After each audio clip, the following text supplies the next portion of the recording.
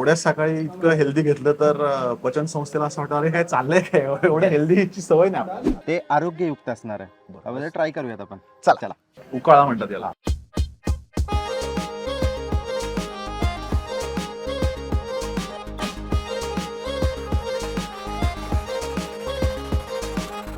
काय प्रकार आहे हा?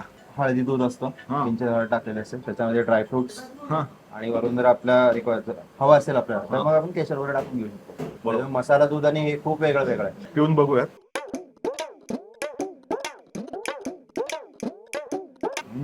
जनरली हळद दूध खूप बोरिंग लागतं, तसं गोड नाहीये.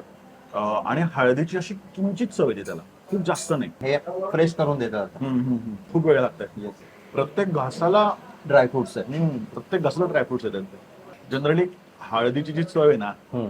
एकदम असं आजारी कडवट type मध्ये एकदम, हा. कडवट लागतं ना, आजारी असल्यासारखं वाटतं.